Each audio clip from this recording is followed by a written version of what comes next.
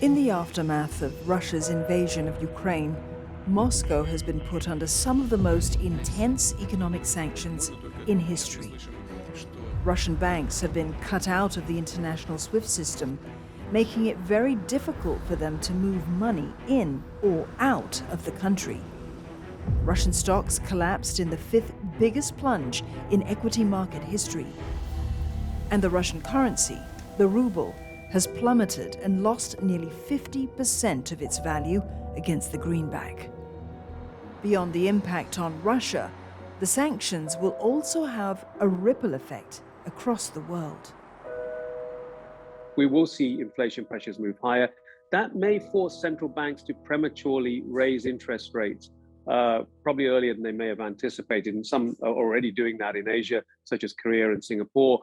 And then you have an external impact. The current account positions could worsen in several countries with large oil imports, such as China and actually India and Thailand, for instance, expect to see a big hit because of the fact that they'll just have to pay more for their oil imports. And that could have an impact on their external deficits.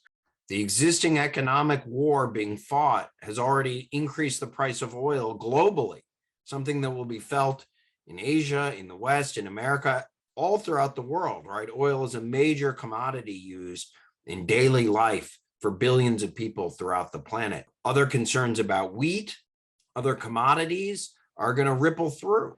This may also give a push to folks who've been trying to decarbonize, since Russia's main sources of energy are also sources that create more carbon emissions. So far, the biggest impact of the sanctions is being felt in the oil market. Oil prices have surged since Russia's invasion of Ukraine.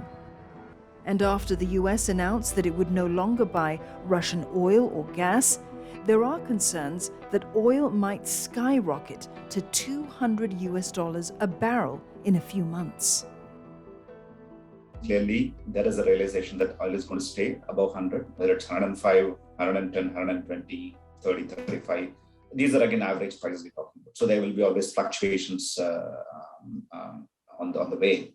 So that is one reality, unless there is going to be a significant agreement on ceasefire and everybody pulls back and things calm down. But I don't believe you're going to see a $200+ oil. I think that may not happen.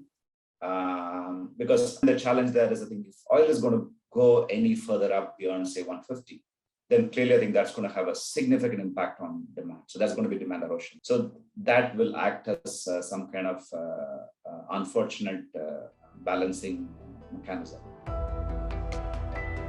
Oil prices pulled back somewhat on news that the US will release 30 million barrels of crude oil from its strategic petroleum reserve, and has even entered discussions with Venezuela to ease sanctions and boost the South American country's oil production. Experts say the impact of the Russian oil ban would have been more severe if their European allies had joined the US.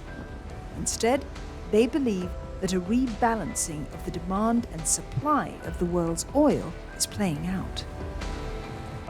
The stranded Russian oil, which is obviously not finding buyers in the West, is clearly going to China and also to India. And these guys are, I think, lifting it at much cheaper prices. So what could happen is that kind of rebalancing. So Russian oil could come into some of the Asian markets, which are, I would say, considered either, I would say, neutral in that sense. I think they're okay to buy from Russia, and they don't have any trade ban with Russia, which is basically India and China, and the big consumers, maybe Vietnam, Indonesia, etc. And some of the oil which would have come to Asia from the Middle East and West, that could possibly go to Europe.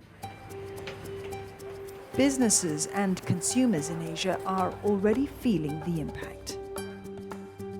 A lot of the cost of imports would go up. We're really feeling it at the pump prices, for instance. And I think in time to come, the utility rates adjustment.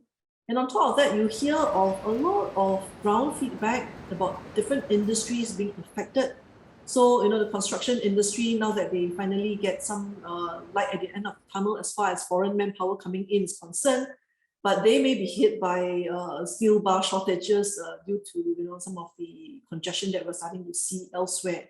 Even things like potash, for instance, which is the fertilizer that goes into agriculture, right? So the higher cost for that may also be passed on by the food producers to the end consumers at some stage if this Russian-Ukraine conflict continues to drag on.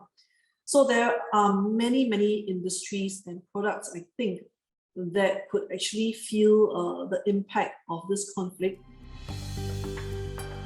One key question is what China will do in response to Russia's growing isolation.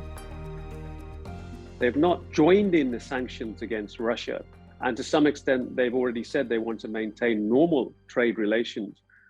However, that being said, China is unlikely, in our view, to at least break sanctions. And certainly many Chinese companies and institutions will probably be wary of secondary sanctions. So while there may be a shift in terms of the geopolitical sphere, the reality is that Western sanctions are fairly wide-ranging.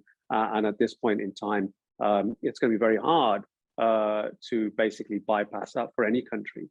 Where China goes in this, no one knows. I think China has long had an eye on Taiwan as part of the One China policy and is carefully observing the US and the global response to what Russia is doing with Ukraine. Clearly Putin has a desire and has been slowly taking parts of Ukraine, right? Starting with Crimea, and China's observing what the world response is. And I think calibrating their future policy decisions based in part on what they're observing here.